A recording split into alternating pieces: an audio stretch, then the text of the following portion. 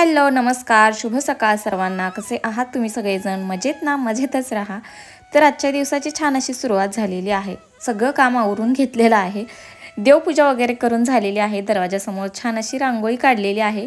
रांगोळी म्हणजे छाप आहे तर त्यानेच काढलेली आहे। आणि सकाळी सगळ्यांची हीच घाई असते, सगळी कामं लवकर आवरायची आणि नंतर आपल्याला जे काय करायचं असेल तर त्या कामांना वेळ द्यायसाठी। तर माझंही तसंच असतं, सकाळी लवकर उठून लवकर म्हणजे 6, 6:30 किंवा 7 वाजतात कधी कधी। तर सगळी कामं आवरली, त्याच्यानंतर चहा घेतला।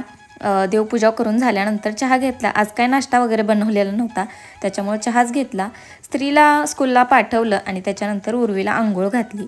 तर तिची पण थोडीशी तब्येत ठीक नाही, सर्दी झाली, त्याच्यामुळं चेहरा थोडासा उतरला आहे तिचा। म्हणून जे काय घरातली कामं आहेत ती सगळी पटपट आवरून घेतली। त्याच्यानंतर कपडेसुद्धा सुकलेले होते तर ते सगळे आणून ठेवले। श्री आणि उर्वी दोघंसुद्धा झोपलेले होते दुपारचे आणि मी सुद्धा दररोज झोपते पण आज काही झोपलेली नाही दुपारची। आणि दुपारी मला रील्स पण बनवायचे होते त्याच्यामुळं दुपारी जेवण वगैरे केलं आणि नंतर थोडंसं आवरलं, साडी वगैरे घातली आणि काय झालं रील्स बनवायला बसले आणि तोपर्यंत लाईटच गेली। काय मग म्हणलं आता नंतर बनवायच्या, तोपर्यंत चेंज केलं आणि झाडून वगैरे काढून चहा ठेवला। एकीकडच्या साईडला दूध ठेवलेलं होतं गरम व्हायला आणि चहा ठेवला माझ्यासाठीच फक्त। तर ते दोघे पण काय अजून उठलेले नव्हते, म्हणलं त्यांना उठल्यानंतर दूध द्यायचं।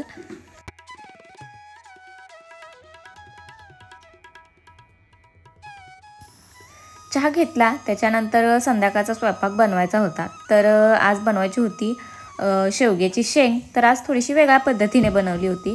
तर त्याच्यामध्ये टोमॅटो, मुगाची डाळ घालून शिजवून घेतली अगोदर आणि त्याच्यानंतर त्याला फोडणी दिली। आणि लसूण आणि खोबऱ्याचा पण मसाला संपला होता तर तो पण अगोदर बनवून घेतला।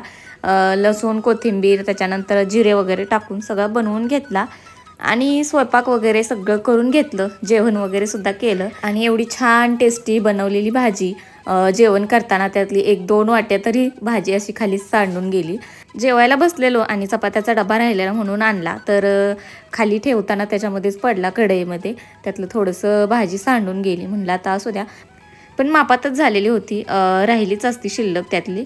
तर म्हणलं आता असू द्या, होतं कधी कधी असं।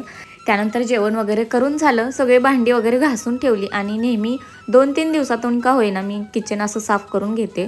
तर बघा आपण संध्याकाळी ज्यावेळेस किचन वगैरे सगळं साफ करून ठेवतो, सकाळी उठल्या उठल्यासुद्धा फ्रेश वाटतं आणि काम करायलासुद्धा मूड येतो।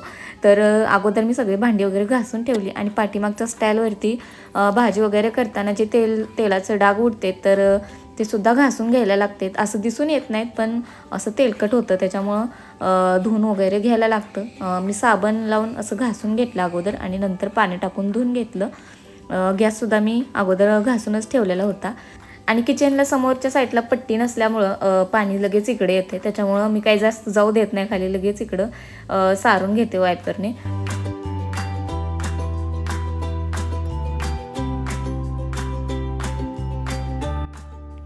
तर व्हिडिओ थोडासा लेट होतोय म्हणजे काल काय अपलोड करणं झालं नाही, म्हणजे एडिटिंग वगैरे करून झालं, व्हॉइस ओव्हर करायचा राहिलेला होता त्याच्यामुळं काही काल मला झालेलं नव्हतं, त्याच्यामुळं म्हटलं आज करायचं अपलोड आणि त्यासोबत मला स्टोरीसुद्धा अपलोड करायला लागते। तर सगळी कामं लवकर आवरून घेते आणि नंतर एडिटिंग वगैरे करत बसते।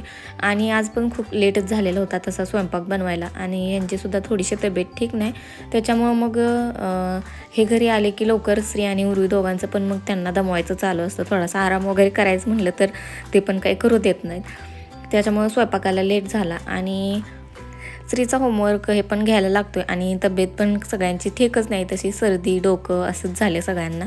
आणि आता वातावरण थोडंसं गरम पण होतं आहे, थंडी पण लागते, त्याच्यामुळं तब्येत थोडीशी बिघडते। ते सगळं किचन वगैरे आवरून घेतलेलं आहे, तुम्ही बघू शकता। पिठाचा डब्बासुद्धा मोकळा झालेला होता, तो पण मी घासून ठेवला, म्हटलं आता सकाळी नंतर पीठ भरायला होते। चला मग आजचा व्हिडिओ मी इथंच समाप्त करते। व्हिडिओ कसा वाटला नक्की कमेंट करून सांगा। तोपर्यंत बाय बाय।